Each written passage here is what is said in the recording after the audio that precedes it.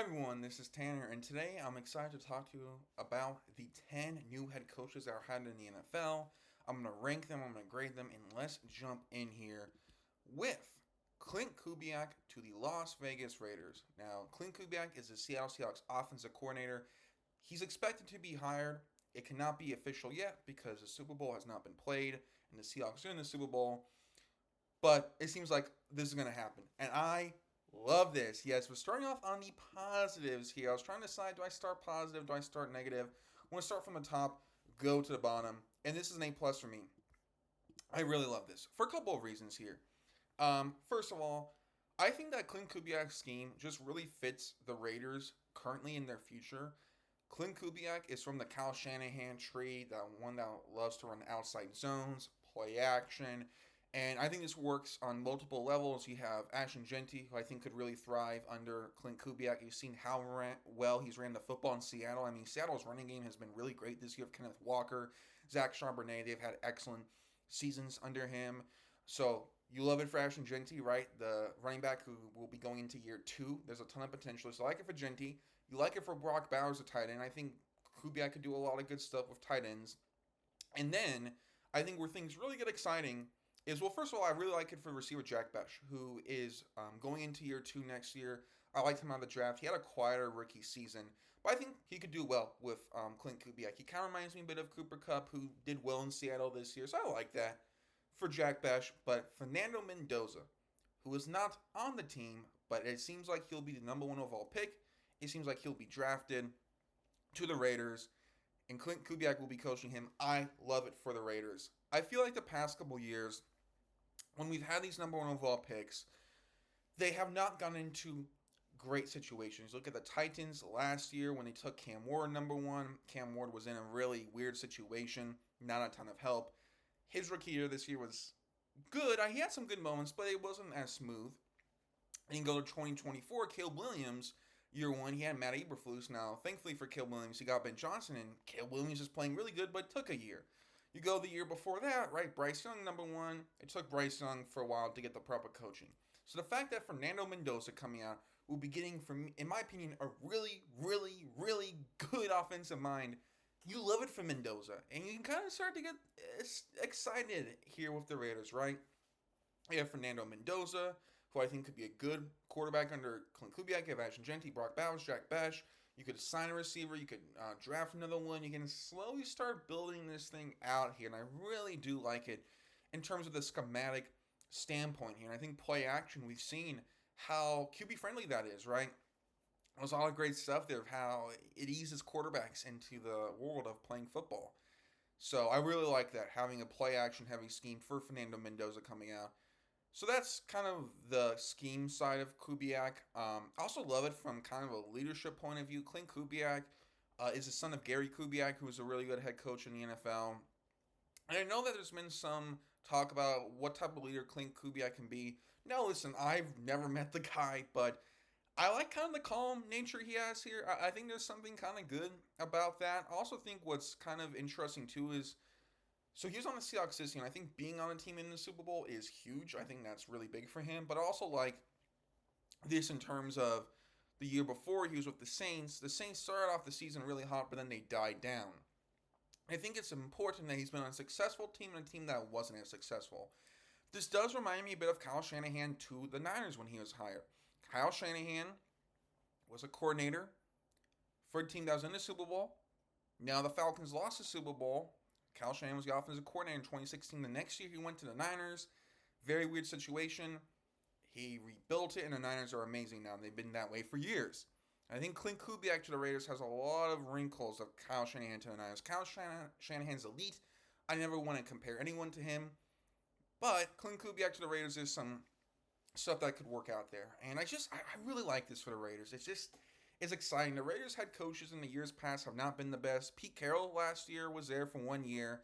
And I thought the Pete Carroll hire, I liked it when it happened, to be 100% honest. I was like, okay, you bring in Pete Carroll. This guy's experienced. This guy's won. And just did not work out, unfortunately. It's kind of interesting to go back and get a guy another Seahawks coach. But I think Clint Kubiak's going to give you higher returns to the Raiders. And Clint Kubiak was on many teams' radars. So the fact that the Raiders were able to land him I think it's exciting. And you're in a tough division coaching. You got Sean Payton with the Broncos, Andy Reid with the Chiefs, Jim Harbaugh with the Chargers. Those are really good coaches. And I like the idea of, yeah, let's bring in a guy here in Clint Kubiak who can do some really good stuff. So, yeah, love Clint Kubiak to the Raiders. Excited for Fernando Mendoza's development. And I think just the development of the team as a whole. So, that is the number one, my favorite hire in this cycle is the Raiders move. Happy if you're a Raiders fan. And then number two, we can leave that A plus on the board because it is Jesse Minter, who is hired by the Baltimore Ravens to be the Ravens' new head coach. I'm a Ravens fan and I'm happy. I am. When I did who I would hire, I said the Ravens should get Jesse Minter, and that is who they got. Very, very happy about this for a couple of reasons. I think Minter does a really good job of elevating talent. That's something I've talked about a lot on the podcast with Mike McDonald, what he does with the Seahawks, Mike Vrabel with the Patriots. Yes, getting good players is great, but the ability to elevate them, and Minter he was a Chargers defensive coordinator, right? So that's who he was before hired by the Ravens. And the thing with Minter was the Chargers defense this past year was really good. I was so impressed with them week in and week out. And yes, they have some pretty good players on the roster. You have Derwin James, who's a really good safety. You had Khalil Mack. You picked up a Odafe Owe, former Raven. You have some good players. You had the linebacker, Tui.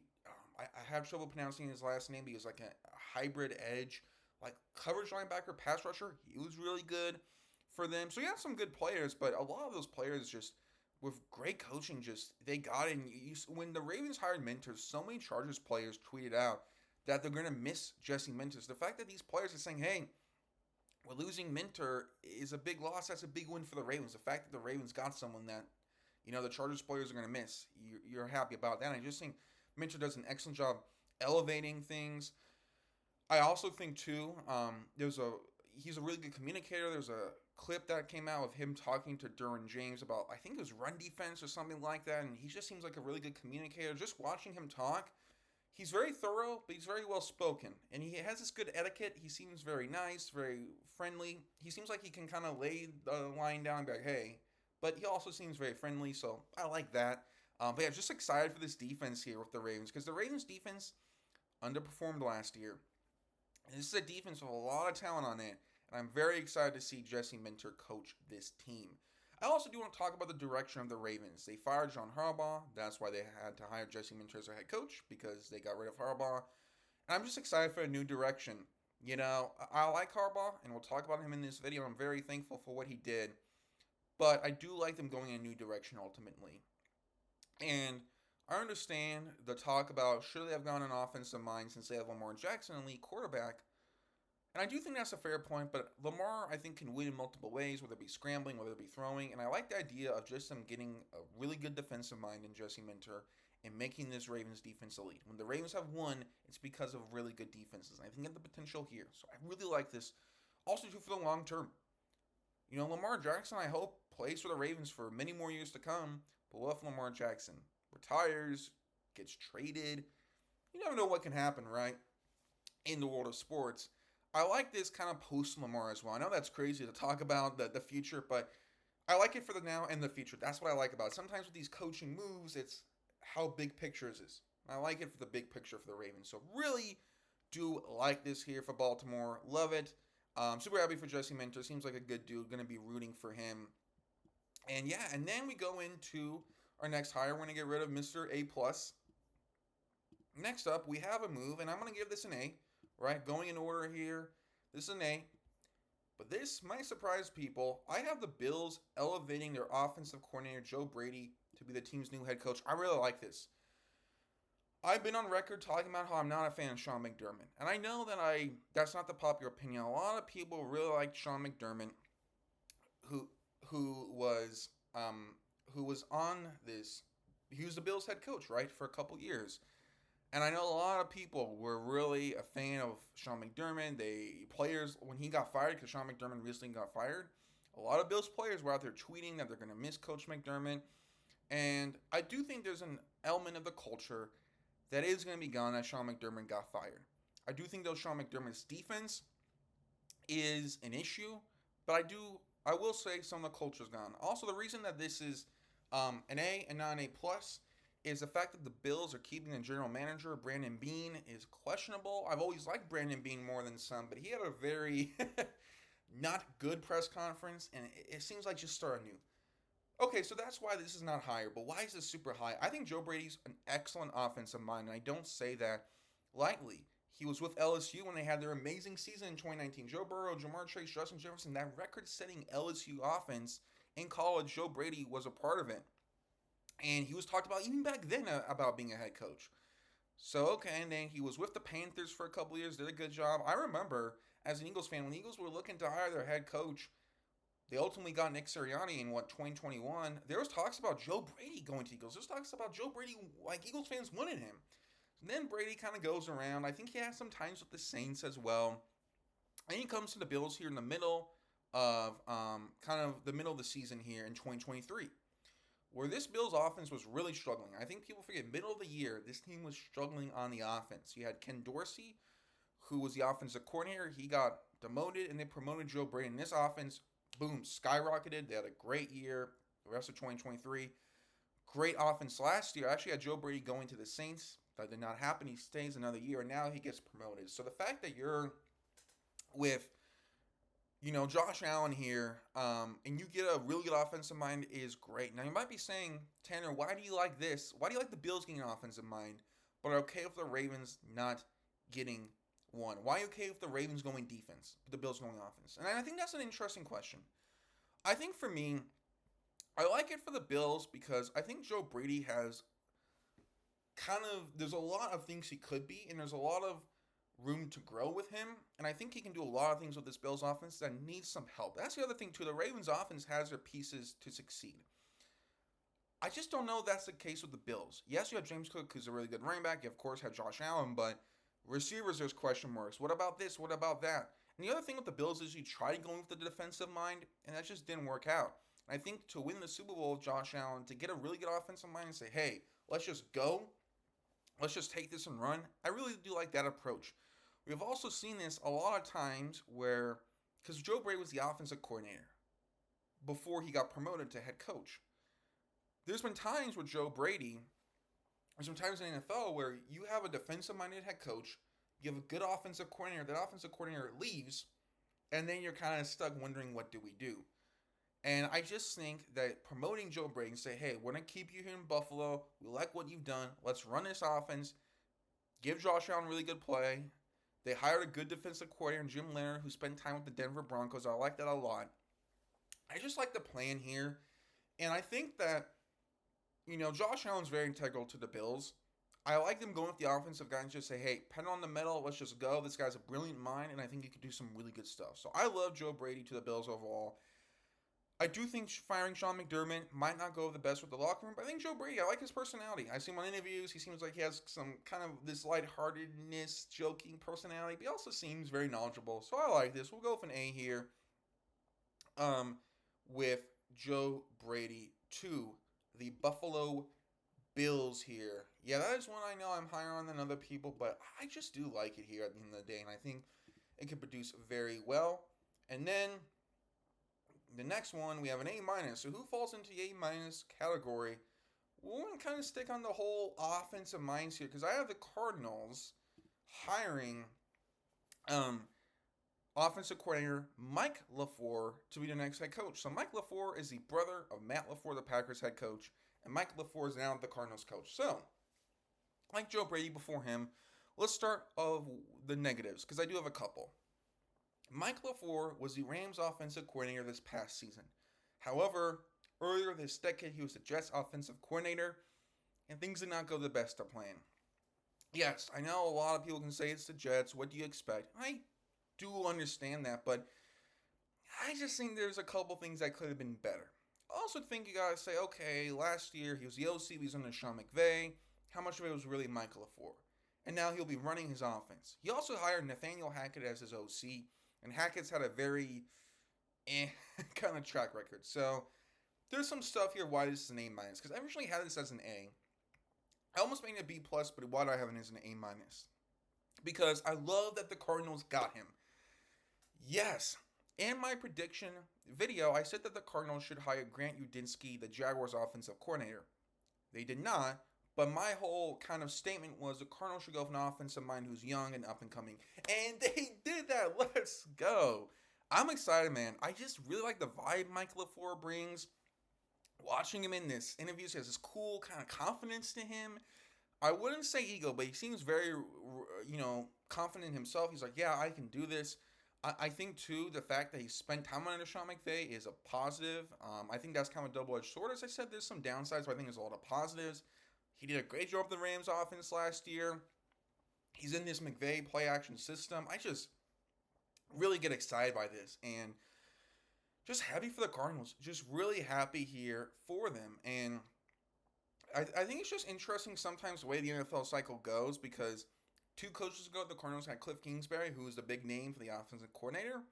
And then they went Jonathan Gannon, and that didn't work. So you're back to the kind of new hot name offensive coordinator. But, man, I really just like this for Arizona. I don't know. I just do. I think that there's a lot of stuff to like. I think he can bring a lot of innovation to the table, a lot of just kind of good energy. I think to in a division where you have Kyle Shanahan, Mike McDonald, Sean McVay, 3 of I think the 5 or 4 best coaches. You need a guy here, and the Cardinals got their guy. I like how they swing for the upside. You know, this could have easily been okay. They hired a defensive mind. I would have liked Vance Joseph. That was rumored. I would have given that probably a B or B minus. But I like the fact that they got an offensive mind to help compete in this division. And sometimes it might take a year for these offensive minds to get going. But Mike LaFleur has some really good high upside. And I could see this being like a Kevin O'Connell type of coach. Kevin O'Connell, in my opinion, has been a really good coach for the Vikings. So I think you're really happy if you're a Cardinals fan on the potential upside of this. There's questions about Kyle Murray. There's questions about this team. But I like how they got a guy who can develop, grow with this team for years and years to come. This feels like, yes, he could maybe win now, but could win for the future. Like I said, for Jesse Minter, the big picture, I think, is really exciting for Mike LaFleur. So, yeah, happy for Cardinals fans. Happy myself. That was just cool to see. That was just really cool to see. And I'm just glad the Cardinals got him. I think that was a really good hire. And then we'll keep up the A- because I got the Miami Dolphins hiring Green Bay Packers defensive coordinator Jeff Hafley here, and I have this as an A-. So I'm a bit kind of annoyed at myself because at the beginning of the season, I don't have any proof of this. You'll just have to take my word. I actually predicted, like in week 2 of this season, that the Dolphins would hire Jeff Hafley. I actually said they should do that.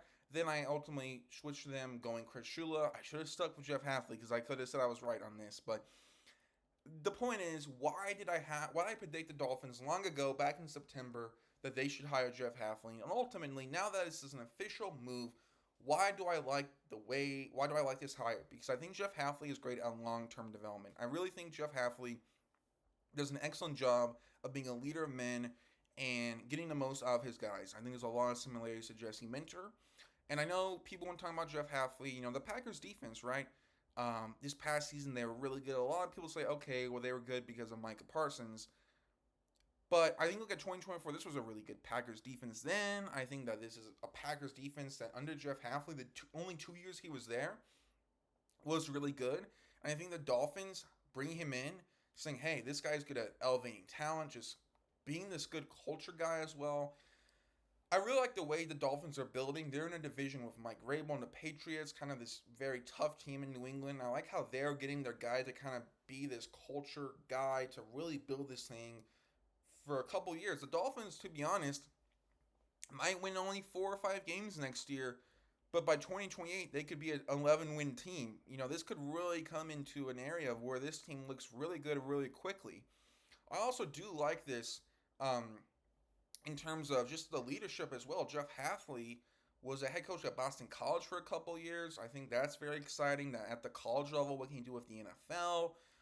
And he left college because he wasn't happy, I believe, with some of the way the transfer portal was going. So I like how he can be outspoken. He definitely has this confidence to him, and he has this like, hey, if something is going on I don't like, I really like that about him. I really like that, yeah, let's go and just say, hey, this didn't work out, let's go. And I think fixing that is really good. Now you do fire Mike McDaniel to hire Jeff Hafley, right? I liked a lot of what Mike McDaniel did for the Dolphins as their head coach, to be honest. The Chargers got him as their offensive coordinator, which is a really good move for them.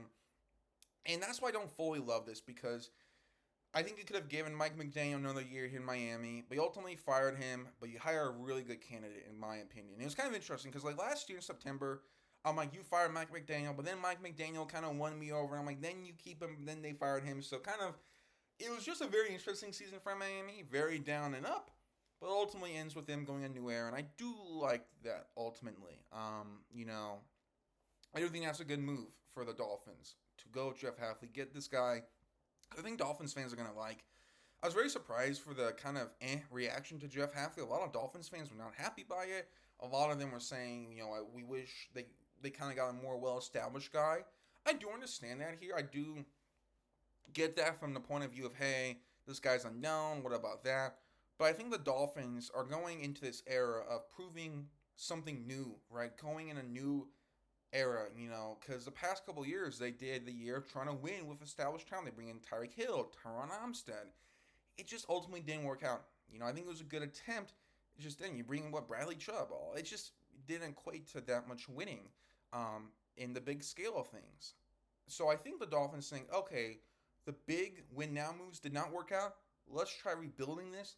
Let's try going step by step. Yeah, it might take a while, but we could have some really good returns. I think if you're a Dolphins fan, you're happy about that. But yeah, very happy about this for Jeff Hafley. Huge loss for Green Bay because I think he did a really good job. So A minus here for Jeff Hafley to the Dolphins. So we'll remove A minus. Now we're going to the B territory. Ultimately, I think more good hires than not, and we're gonna go with B plus. And I have Robert Saleh going to the Tennessee Titans here as the B plus coach here. Now, here's where I stand on this. I think there's a lot of stuff to like. Robert Saleh brings fire. He brings passion. He brings energy. You watch this dude on the sideline. He's in it. He's, jumping. I love that. There's a clip going around. I think it was Jets, mini camp from when he was with the Jets as their head coach a couple of years ago. And he was talking to the players. And the way this dude speaks is immaculate. He just has this energy, confidence. You can tell, though, he wants to help others. I just love that from a leadership point of view. I think that he is someone in that building that's going to make the lives better of others, whether it be players, coaches. He really cares about others. He has that energy, and that's infectious in the best way possible. So I love it for that. I also really like it because I think he's an excellent defensive mind. You look at the Niners last year, this was a team that dealt with so many injuries. They had Fred Warner go down, the middle linebacker, Nick Bosa, the edge rusher, go down. I mean, just so much, this guy missing time, this and that. And yet this Niners defense was still really good. And the Niners were 2 games away from the Super Bowl despite all the injuries on the defense. When he was with the New York Jets, the Jets defenses were really good with Robert Saleh. So I think from the energy defensive side, I do like that for Tennessee. And there's some building blocks here. You have defensive tackle Jeffrey Simmons, who's amazing. Him with Robert Saleh will be fun. What if you draft an edge? Maybe add some pieces to the secondary. This could get very fun really quick. And I do kind of see the realm of the Titans trying to copy the Seahawks blueprint. The Seahawks are in the Super Bowl with a defensive-minded head coach and a strong-arm quarterback. You have that here in Tennessee. You have a strong-arm quarterback in Cam Ward. You have a defensive-minded head coach. And we've seen the Seahawks have success with that. I think Robert Saleh has a defensive mind very good, very much like Mike Macdonald, very equal. I could see a world here where we're looking at the Titans succeeding in a year or two. Even next year. It wouldn't shock me if this team wins 11 games next year. So why is this not higher? The Brian Daboll of it all. They hired Brian Daboll as their offensive coordinator. I love that move. Brian Daboll's with the Giants. I think he did a really good job. I think he'll work great with Cam Ward. There's reports of that he wanted Cam Ward. But here's my issue. Where next year, the Titans win 10, 11 games. Cam Ward has, say, 30 touchdowns. He's at an MVP level. Brian Daboll gets poached. He gets hired as another team's head coach. And then you're saying, what do we do for Tennessee? Trying to find the next offensive coordinator can really be tough. And we saw that with the Jets. Robert Saleh, when he was the head coach there, excellent defenses. Really good. Some really underrated units. He had those guys playing amazingly. I mean, they were really special, but the offense just had issues figuring it out. Trying to figure out the right offensive coordinator. And I just do wonder if you're the Titans here. You have Cam Ward, right? That's a big investment. Should he have flipped this, hired Brian Daboll as a head coach, and then brought in Robert Saleh as DC? Part of me does wonder that. And part of me, I think if you hired Brian Dable, this is maybe an A. But I still do really like this from Saleh. He was a big name, right? He was rumored of going to, I think, the Cardinals possibly. I think there's another team. So the fact that the Titans got him is huge. And I'm happy for them there. But yeah, I just do wonder if the Cam Ward of it all would have been better going with Dable. But for Dable and Saleh, I think one year this Titans team is going to be special. So they're a B plus here for Tennessee. Ultimately happy for them. Robert Saleh, I'm glad he got another chance at coaching here, and I think the Titans will be very, very fun. Then I want to go here for B, and B is for Browns because I have Todd Monken. The Browns hiring Todd Monken to be their new head coach. Todd Monken was the offensive coordinator for the Ravens last year. Monken's had a lot of time elsewhere as coordinators in college and the NFL. I mean, he's just had a really good range of experience, and I like this ultimately. I like Todd Monken as a leader. As a Ravens fan, I'll tell you, he does not he's very much a straight shooter. He does not take any bull crap, and I think the Browns, they're just in a very weird place. Structurally, where they at here? What's the tone of the organization? Like, what is just kind of what's just kind of going on with the team, right? Who's the starting quarterback? What's this? What's that? And I think bringing Todd Monken, who has a very strong personality and is going to really try to align this culture into one that's kind of tough, that's going to be hard hitting, very much has Mike Vrabel Patriots vibes. Now, I like a lot about that here. I like that no nonsense that he's going to bring. And I think that's a good thing for the Browns, right? Kind of getting that new leadership. Also think as an offensive mind, he's pretty good. Not amazing, but pretty good. And I do think that with him, he can do some good things. I think Monken, he's very much someone who kind of is in that style of kind of old and new school NFL in football, where the way the football is played now is very different, than it was, say, 10 years ago, And sometimes he'll have trouble adjusting in game. That is something as a Ravens fan. Well, sometimes he'll do this. Sometimes, and I think one thing about Monken is he's very strong-headed, which can lead to really good culture, really good locker room, really good stuff like that. But can lead to sometimes stubborn, for lack of a better word, play calling, right?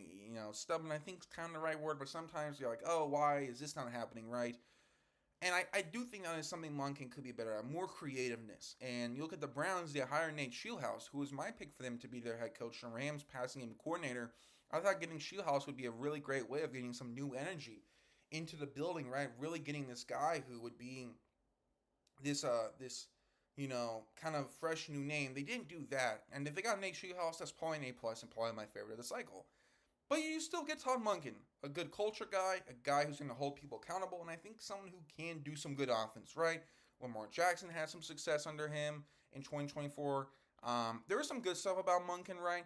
What I do get excited about this is the leadership and the direction of this, but I do have some questions about the offensive philosophy and was this the best way to go things ultimately, but I do like this for the Browns ultimately. A lot of people are really disliking this move. I'm not there yet. Now if we're 5 weeks into the season, Todd Monken's play calling is really not good.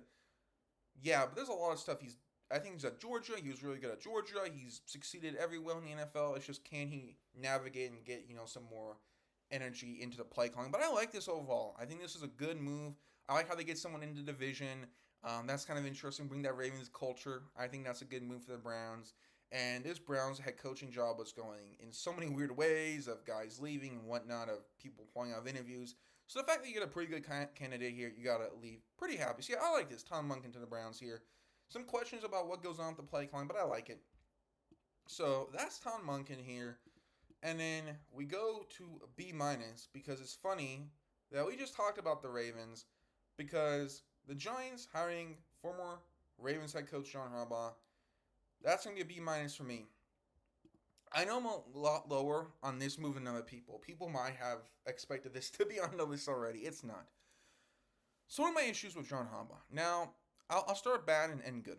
So I think ultimately the defense under him is a big question mark. As a Ravens fan, the defense the past couple years has been up and down. When Mike Macdonald left to be the Seahawks head coach after 2023, the Ravens defense have been up and down. And I really don't love that. I think that there's a lot of questions about John Harbaugh. Now, I think the staff he'll assemble for the defense is good here. I think there's some good pieces that they could add. And I do like that here.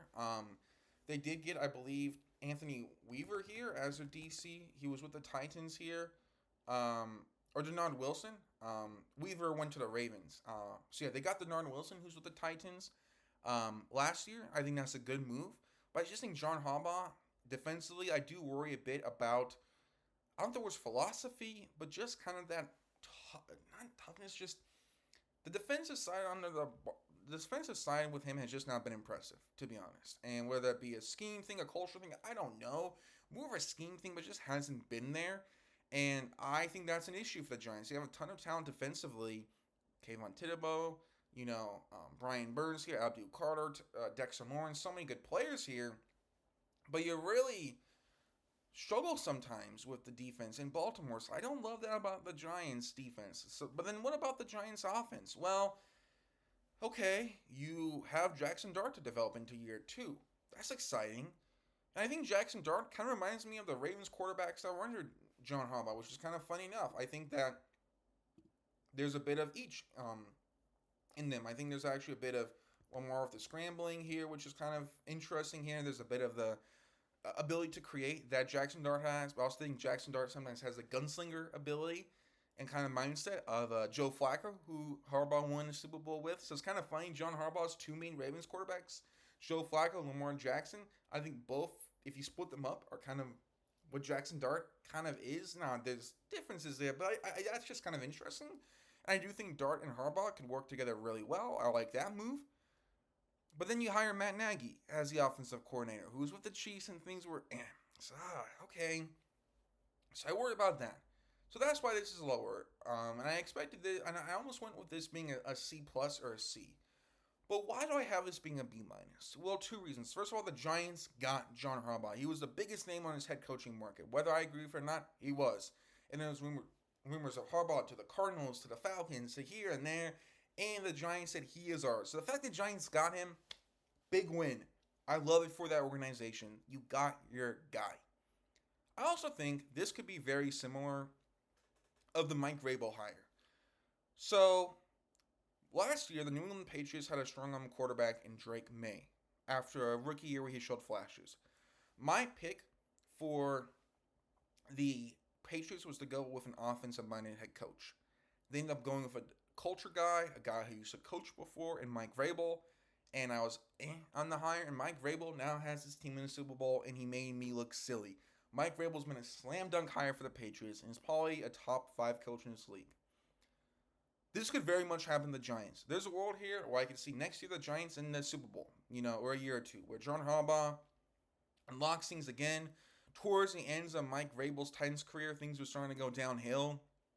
Similar to John Harbaugh. So I could see this being a world here where you go into year 2 with a strong-arm quarterback, and the Giants with Jackson Dart very much happens with Mike Vrabel and Drake May. I'm not counting that out. And that's why I want to go for B- here, because there is that high upside of things working off Harbaugh. I just do have some questions about the defense. I just do have some questions about, okay, is this the right staff? But you got your guy. That's exciting here. And I ultimately do think that, hey, this he could have been the head coach for another team here, but you got him on your team. That's a big win for the organization, the Giants leadership, the ownership here overall. So, yeah, B- is where I'm at. I know I might come across more negative, but I think the fact that, there's a high upside here is why I wanted to give this a B-. C plus felt too low, but yeah, we'll go B- with John Harbaugh to the Giants. And ultimately, I'm happy for John Harbaugh. He seems like a good guy. As a Ravens fan, he gets another job. We'll see how he does. Very interesting. And it's the East next year with Brian Schottenheimer, Nick Sirianni, John Harbaugh, Dan Quinn. Who's the best head coach? How do you rank those head coaches? I don't know. Maybe who's the best? I don't know. You can make an argument really for all 4 of them. But very intriguing. But we'll also now here to the C plus range. And we're going into the bottom 2 head coaches here. And Kevin Stefanski to the Falcons is going to be the first one here we talk about. Former Browns head coach. And I think we'll start off the good here about what I like about Stefanski to Cleveland. To Atlanta, my bad. Before we start with the bad. So, here's the good stuff. The Falcons have Bijan Robinson, really good running back. Kevin Stefanski had good running back play under him, whether it be Nick Chubb, Quinshon Junkins last year. Junkins, running back play was always good under Stefanski. I think he did a really good job with designing runs. He's kind of from the Kyle Shanahan play action tree. Um, I like that from Stefanski, and I think Bijan Robinson could be really good. So you like the Bijan part of it. I also think Stefanski did some good work with tight ends, especially Harold Fannin last year, the rookie. And you have Kyle Pitts on your team. So you like it for that. I also think, too, in general, Kevin Stefanski can do offense well. So why do I have a big issue with this? Why is this a C plus? And I was debating. I originally had this as a C, C minus, B minus. Why am I at a C plus? Well, first of all, I like the John Harbaugh stuff. You do get him. Kevin Stefanski was rumored to go to the other team, so you do get him. That's nice, right? I'm almost doing this like I'm a teacher. So good with running backs, good with tight ends. You got him. Boom. That's a plus. But why? Why is this negative? Well, I just kind of have a question about Kevin Stefanski's offense in the grand scheme. The Falcons are starting off a new. Matt Ryan is coming in as a football president of operations, I believe. You have a new GM, new head coach. I was so excited for this team to go and get a new offensive mind. I said Clint Kubiak. And I was just like, let's go in a new direction, Atlanta. Let's kind of start anew. And you bring in Kevin Stefanski, and it's like, okay. And I just think Stefanski at times, his teams are very momentum based in the NFL. You look at 2023, 2020, really good seasons by him, right? I'm not going to sit here and lie, especially 2020. That Browns team was so fun to watch. You're a really good offense. But they're very momentum based. Stefanski teams are either up high or they're down low. They're very hard to get steady. And I can see a world here where the Falcons hire him, they win 10 games, they win this NFC South, but then things kind of derail. He has trouble kind of keeping momentum. I also think, too, I just have some questions about the direction he'll take this team. I've seen some interviews with him, and sometimes he won't give a direct answer. Sometimes, I wish he was a lot more firm on kind of his answers.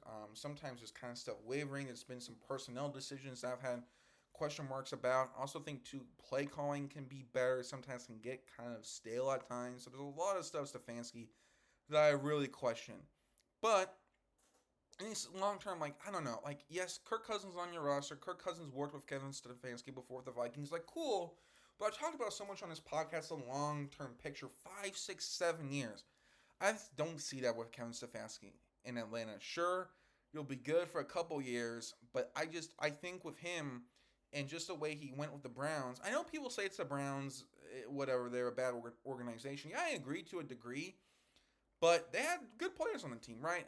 Before last year, just stuff was so up and down and just, I don't know. I really kind of see this where kind of playing out with the Dan Quinn, where Dan Quinn, the Commanders head coach, was, before he was with the Commanders, he was a head coach before, funny enough, with the Falcons.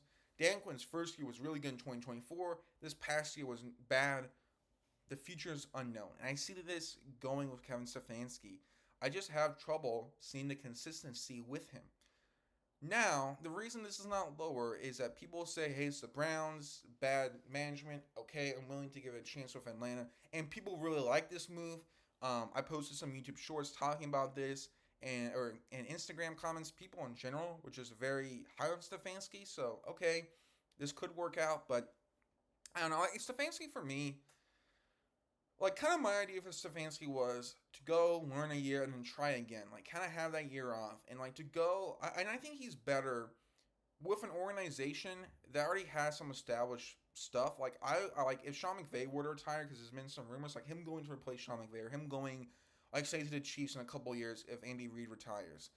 Rather than kind of going to be the upstart of this team, to be this guy, to be this person, to try to establish a new culture, I just really do have a lot of questions about. So, ultimately, though, there is some good, right? You kind of end a bit above average. But, yeah, we'll go C+ with Stefanski. And we'll be interested to see how this goes. But, yeah. And then we go C-. No D's or F's. This was going to be D. But Mike McCarthy, man, starting to kind of win me over. Pittsburgh Steelers hired Mike McCarthy. So, I'll start with, I think, the bad, why I don't like this. Well, I'll start with I don't know. Here's my thing with this. I do and don't get it. And the main thing I'm pointing on this podcast, this move is leaving me in a bit of a mind spin because I see it from both ways. But my main issue is I've said repeatedly the long term plan. I just don't see it with Mike McCarthy. Sure, he'll win you 19 games. He did that was when he was with the Cowboys. Sure, he'll be a team that's in the playoffs. Cool. If and I had Mike McCarthy going to the Titans, right? Titans needed that. You're going to the Steelers though. The Steelers have been a 9-10 win team for the past 5 years and having trouble in the playoffs. That's the thing. Like Mike McCarthy, if he went to Tennessee, great move. Okay, help that team be a playoff team. Teams like the Titans, the Cardinals would love to be in the playoffs year in and year out. But that's what the Steelers were. So it's just almost continuing what you're doing. I do think though he's good at offense. I do think that he's good at that. I think quarterback development's interesting. Where do the Steelers go with quarterback development? I think that's something to really be an eye on here. Where does that go? Right? Can they really develop that next quarterback on the team? Can they really do that? Mike McCarthy could be that guy to really draft or trade for someone. So I do like that part of it here from Mike McCarthy. But yeah, I just have questions about where this thing goes here. What I do like is his press conference was very well done. He seemed passionate about being in Pittsburgh. He got emotional. I believe his family was born in Pittsburgh. So I get it from that point. I love the passion of Mike McCarthy. I'm like, that is something you love to see, kind of the culture of this all. He brings in Patrick Graham to be his DC. I like that name a lot.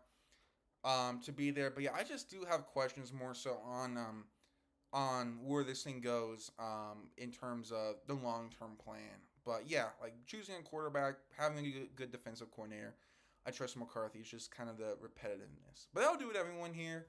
Hope you all enjoyed that. That was really fun to do here. Talking about coaching. I love it. It's one of my favorite things in the NFL. Hope you all enjoying the content here. This should be out before the Super Bowl. Plan is kind of where are things going here, right? I'll do a Super Bowl recap. And then I think I'm going to kind of do rankings of quarterbacks, doing rankings of head coaches. I have an all-time quarterback list coming out. Going into that, kind of talking about free agency. It'll be fun, and I'm excited to talk more football. Until then, take care.